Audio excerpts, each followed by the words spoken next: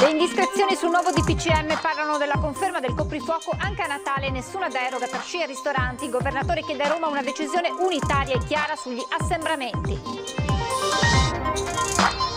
107 vittime del Covid in 24 ore, il dato peggiore in Veneto nella seconda ondata della pandemia. Zaia, serve una campagna di informazione nazionale per sensibilizzare la gente. Il Veneto posticipa l'avvio dei saldi al 30 gennaio 2021. L'obiettivo è sostenere il commercio in un periodo nel quale il mercato online ha la meglio. Ha risposto agli appelli di Regione e ULSS il racconto di Paolo Masone, assessore del comune di Campodarsego, guarito dal Covid e che ha deciso di donare il suo plasma per le terapie ai malati. Stato di attenzione, preallarme della Protezione Civile regionale per forte vento e possibili nevicate previste per domani e dopodomani, fiocchi attesi fino a quote collinari, in pianura possibili a tratti. Mattinata infernale a Treviso e nei comuni limitrofi, lo schianto di un tir in tangenziale paralizza il traffico per ore, lunghe code e auto costrette a percorsi alternativi. Il Covid non ferma la voglia di tradizione, torna anche quest'anno la nostra rubrica Il tuo presepe. Manderemo in onda i video che ci invierete su WhatsApp.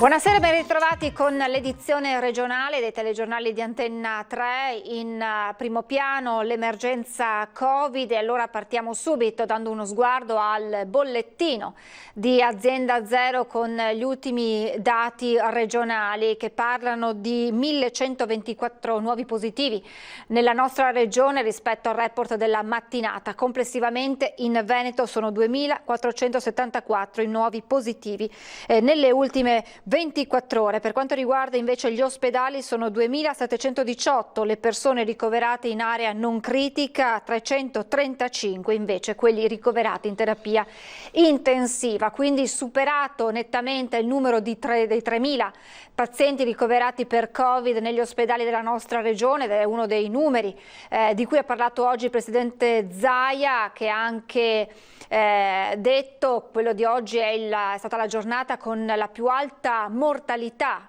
nella seconda ondata di pandemia, con 107 vittime in 24 ore. Presidente che poi ha anche parlato degli esiti dell'incontro avuto in mattinata con il ministro Boccia. Altro record negativo sul fronte decessi in Veneto, dove nelle ultime 24 ore sono 107 le persone che hanno perso la vita.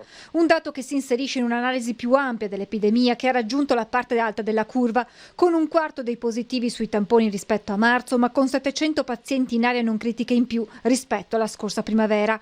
Questo perché ci sono gli assembramenti, vero veicolo di contagio, spiega Zaia, che sottolinea come il tema sia entrato nella videoconferenza di questa mattina tra Regioni e Ministro Boccia.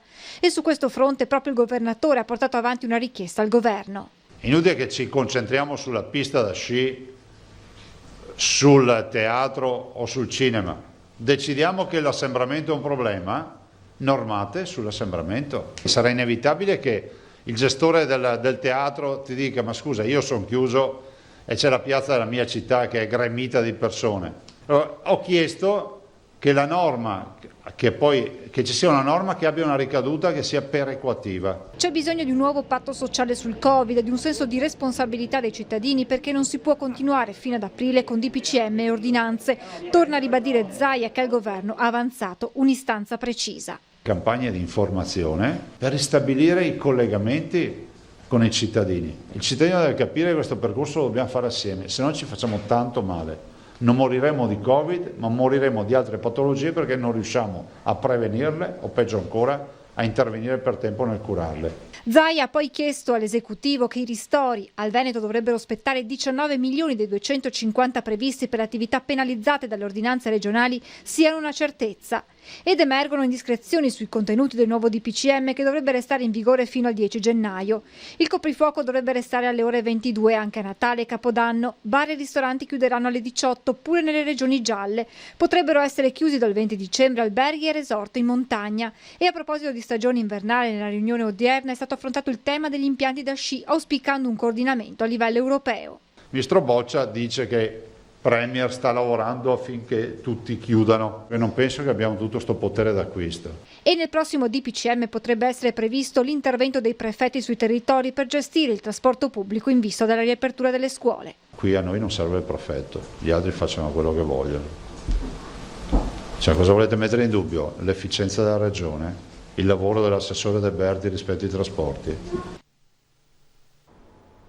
E naturalmente c'è attesa per questo DPCM di Natale anche tra le categorie economiche bellunesi, che parlano già di perdite di fatturato impressionanti.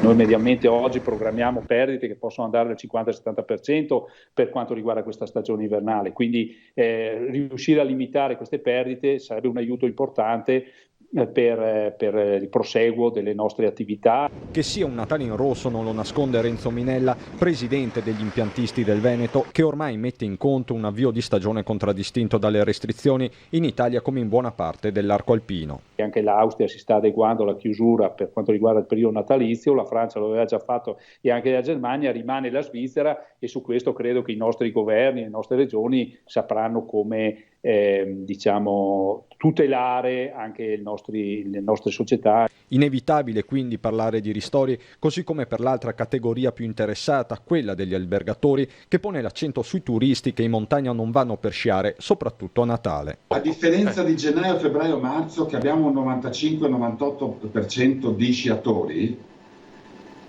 alle feste di Natale abbiamo un 60-70% di sciatori.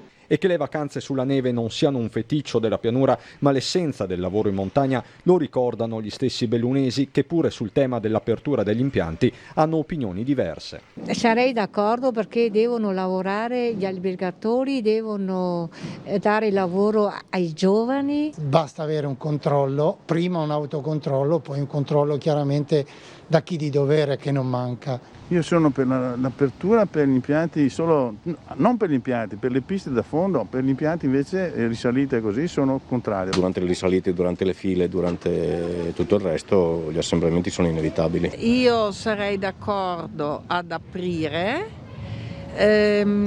però se le persone sono responsabili. Sarei d'accordo, ripeto, per incentivare un po' l'economia, perché qui stanno languendo un po' tutti. E nella conferenza Stato-Città è stata raggiunta l'intesa sulla seconda rata dei fondi previsti dal governo in aiuto di comuni e province. Covid, una battaglia non solo sanitaria ma anche politica, con i sindaci in prima linea. Una lunga trincea col filo spinato dei DPCM e il solco profondo delle difficoltà economiche e sociali, per cui i comuni e le province rappresentano le fonti primarie dei servizi ai cittadini e alle attività produttive. Oggi il sottosegretario al Ministero dell'Interno Achille Variati annuncia che nella conferenza Stato-Città è stata raggiunta l'intesa sulla seconda rata dei fondi previsti dal governo, in tutto 1.670 milioni di euro per l'anno 2020, di cui 1.220 milioni a favore dei comuni, 450 milioni per le province e le città metropolitane.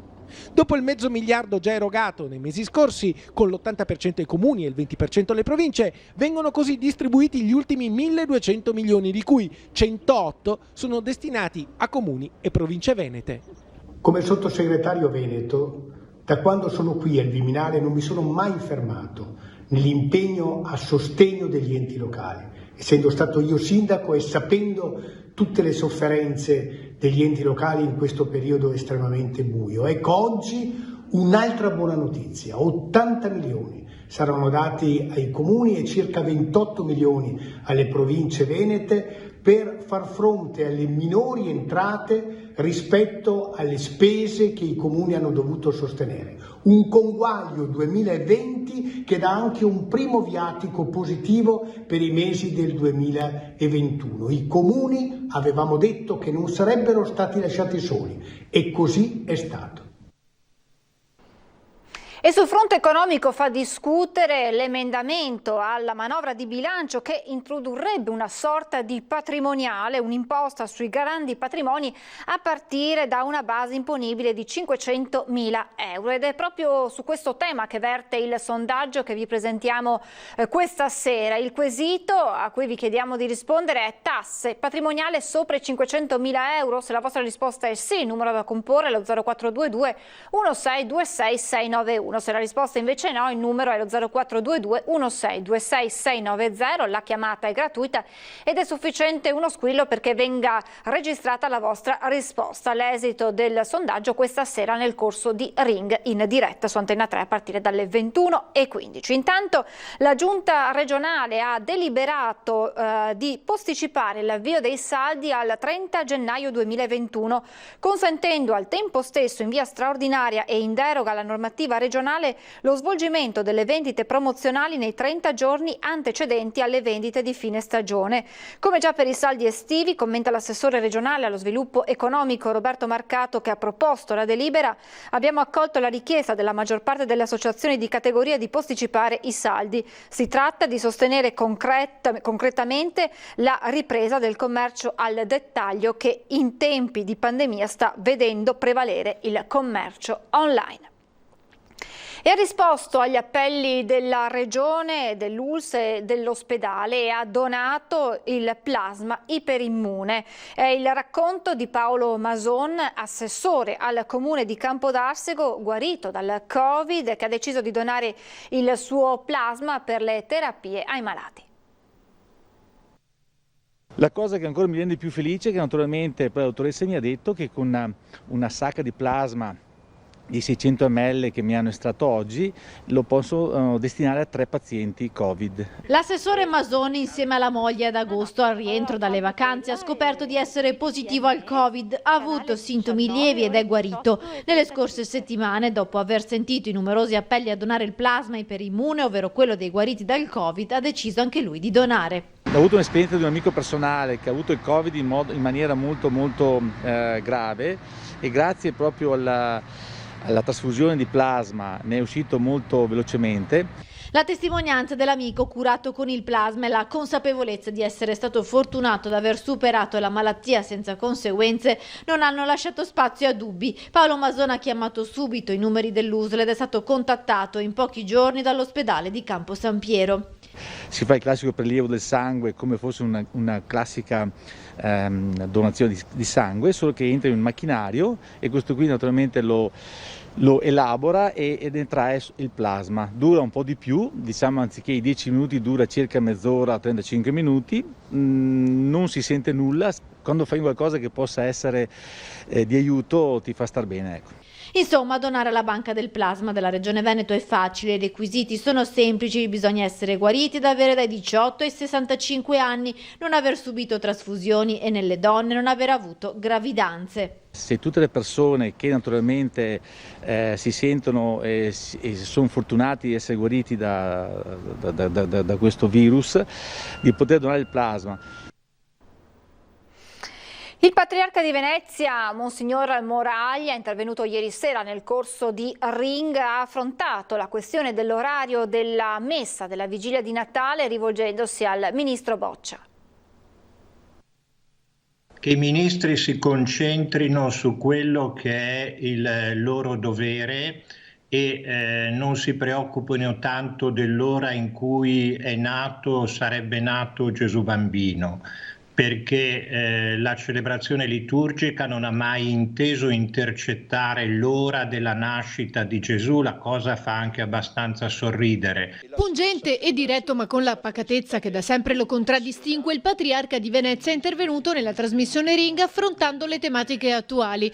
In primis la polemica sull'orario della messa di Natale sollevata dal ministro Boccia con una battuta per molti fedeli infelice. Non è un problema quello che ha agitato o ha cercato di risolvere il ministro Boccia. Noi vogliamo obbedire alla legge come dei buoni cittadini, che però, ripeto, hanno anche la maturità di comprendere come gestire loro le celebrazioni e senza aver bisogno di consigli teologici di chi magari è meno attrezzato come studi in materia. Moraglia si sofferma poi sul dibattito che negli ultimi mesi ha coinvolto decine di virologi. Abbiamo bisogno di sicurezza, però molte volte stiamo assistendo in questi mesi a delle diatribe, a dei combattimenti tra i virologi che dicono tutto e il contrario di tutto, si delegittimano certe volte, più volte al giorno, con teorie, opinioni, ipotesi. Ecco, tutto questo non fa bene alla nostra gente. Di qui un messaggio anche al mondo politico. La fretta non è mai una buona consigliera e i vaccini hanno bisogno di essere testati e di essere sicuri. Anche chi non fa politica ha bisogno di una politica buona, di una politica diversa da quella che noi vediamo attualmente. Chi governa, al di là della coalizione che rappresenta, deve essere capace di dare una linea unitaria e non essere in dubbio o litigioso, in contrasto. Voltiamo pagina. La Protezione Civile regionale dichiara lo stato di attenzione per forte vento e le possibili nevicate previste per domani e dopodomani in Veneto. I fiocchi sono probabilmente attesi infatti per domani fino a quote collinari con possibili accumuli di alcuni centimetri nei fondovalle prealpini, localmente anche di 5-10 centimetri, e sui colli Euganei e Iberici. In pianura possibile a tratti un po' di neve o pioggia mista neve. Non si escludono temporanei modesti accumuli sulle zone interne. Nel pomeriggio limite della neve in lieve rialzo con fenomeni di minore entità. Pertanto la Protezione Civile ha allertato le province e anche le organizzazioni di volontariato per essere pronti per eventuali emergenze, sollecitando gli enti gestori delle infrastrutture stradali e ferroviarie ad assumere ogni iniziativa atta a garantire la funzionalità e la sicurezza della viabilità. E Mattia, a proposito di viabilità, quella di oggi è stata una mattinata infernale lungo la tangenziale di Treviso, ma un po' in tutta la città. Un camion è uscito di strada all'altezza dello svincolo per la Treviso Mare, il traffico si è paralizzato da Paese a Treviso, la regionale 153 è stata chiusa.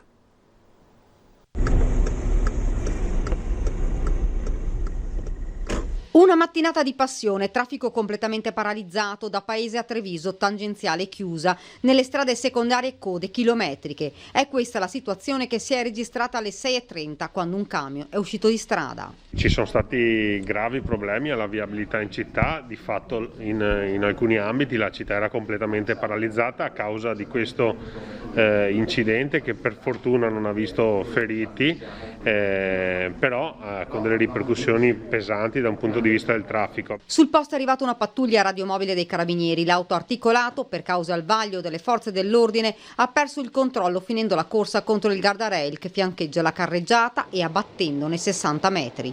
Per gli automobilisti è iniziata la mattinata di passione. Abbiamo messo in moto immediatamente la macchina della comunicazione attraverso i canali social e soprattutto attraverso i display installati nei vari punti strategici della città per quanto riguarda la viabilità.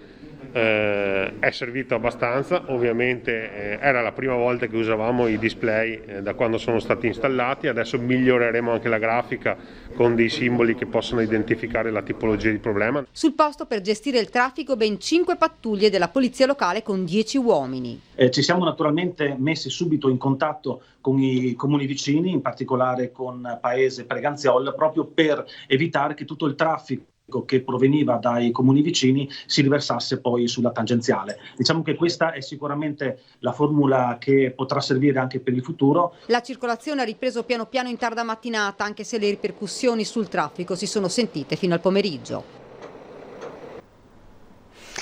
Si terranno venerdì al Duomo di Montebelluna alle 15 i funerali di Remo Sernagiotto. Molti hanno chiesto di poter assistere alle esequie e poter dare l'ultimo saluto. Ci saranno politici ma anche semplici cittadini e oggi è arrivato anche il ricordo dell'ex ministro Maurizio Sacconi. Anche se da circa 10 anni i nostri percorsi politici si erano separati, scrive in una nota Sacconi, rimane forte nella mia memoria il ricordo della straordinaria passione civile che Remo sapeva conciliare con l'amore e l'attenzione per gli affetti familiari. Adesso ci fermiamo per qualche istante di pubblicità, tra poco. Rieccoci in diretta. Un lupo, un animale predatore sui colli Euganei. Pochi attimi e il cane della famiglia Sattin sparisce. È accaduto a Baone, dove della piccola Gioia, 6 anni e tanta energia, sono rimaste solo le tracce di sangue sparse sul terreno. Abbiamo aperto la porta, il cane è uscito e nella frazione di un secondo l'ho sentito piangere, sono corsa verso di lei chiamandola e non ho trovato il cane, ma ho trovato solo del sangue. Gioia aveva 6 anni, un cane di famiglia. Da giovedì scorso di lei sono rimaste solo queste tracce di sangue che adesso si stanno sbiadendo, segnate con le asticelle di legno da Jessica Sattin e dai suoi genitori che non riescono a darsi pace. Si è lanciata nel buio la piccola Gioia, forse per proteggere l'altro cane di famiglia che ha 14 anni ed è vecchio e malfermo. Ad attenderla nel buio c'era di sicuro un predatore che ha azzannato l'animale e poi l'ha trascinato nel bosco e sul monte. Nonostante le ricerche la notte stessa e poi il giorno dopo del cane, nessuna traccia. Questa l'unica orma visibile. Un lupo? Uno sciacallo dorato? Una presenza che inquieta chi vive nei colli Euganei già devastati dalla presenza dei cinghiali. A memoria di nonno non era mai accaduto un episodio del genere? No, assolutamente, no, niente di simile. Ci sono i cinghiali, però non hanno mai attaccato persone o animali. La famiglia Sattin ha chiamato il parco Colli e sentito la forestale. Jessica ha fatto tam tam sui social avvisando chi ha animali domestici. Solo da alcuni giorni la segnalazione è stata presa in considerazione e anche in queste ore i carabinieri della forestale hanno eseguito dei sopralluoghi. Abbiamo paura, soprattutto anche perché l'evento che è accaduto comunque è stato molto scioccante e il fatto anche solo di prendere la macchina la sera, che dista solo qualche metro dalla porta di casa, anche se magari dicono che questi animali non attaccano le persone, però comunque era a casa nostra quella sera, abbiamo anche altri animali e se questo animale è affamato da portare via un cane di 8 kg in un minuto può prenderne anche altri. Vogliamo essere un po' più tutelati su questa cosa, sapere che con cosa abbiamo a che fare, ecco, credo sia giusto. Torna anche quest'anno la nostra rubrica Il tuo presepe, quest'anno inevitabilmente particolare. Il Covid ci impedisce di venire nelle vostre case, naturalmente per una questione di sicurezza, e allora sarete voi a trasformarvi in speciali reporter. Manderemo in onda i video che voi stessi girerete e ci invierete via WhatsApp.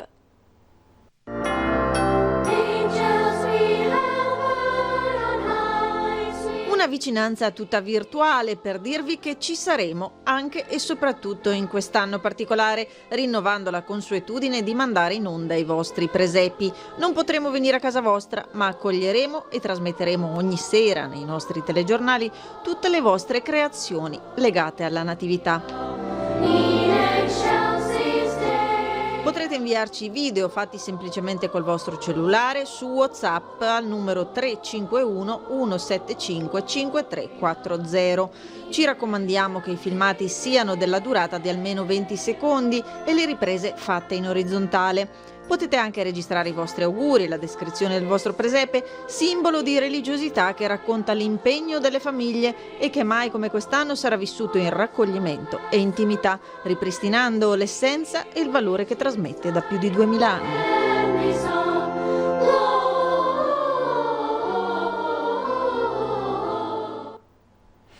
Vi ricordo in chiusura l'appuntamento questa sera in diretta su Antenna 3 a partire dalle 21:15 con Ring, ospiti Enrico Zanetti, ex vice ministro all'economia, e poi Marco Bonnet del Corriere del Veneto, Alberto Villanova della Lega, e poi Arturo Lorenzoni, Alessandro Gennari del Movimento 5 Stelle e Mario Conte, sindaco di Treviso. È tutto, vi lascio le previsioni del tempo, grazie per essere stati con noi e buona serata.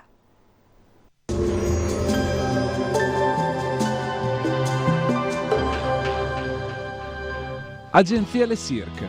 Per vendere o acquistare la tua casa, Agenzia Le Cirque. Professionisti al tuo servizio.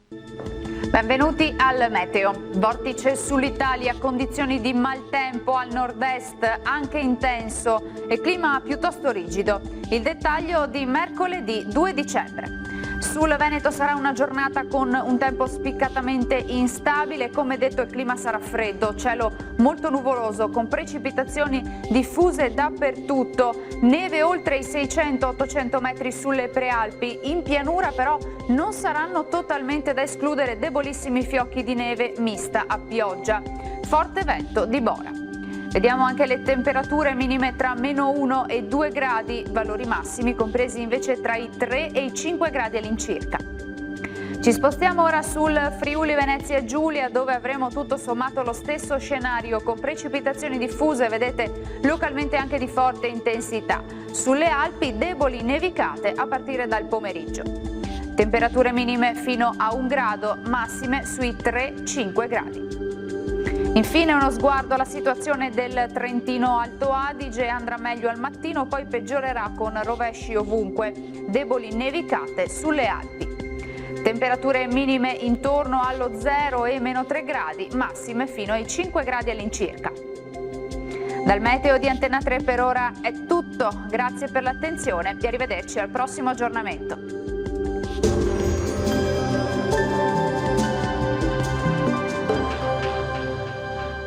Agenzia Le Cirque. Per vendere o acquistare la tua casa, Agenzia Le Cirque. Professionisti al tuo servizio.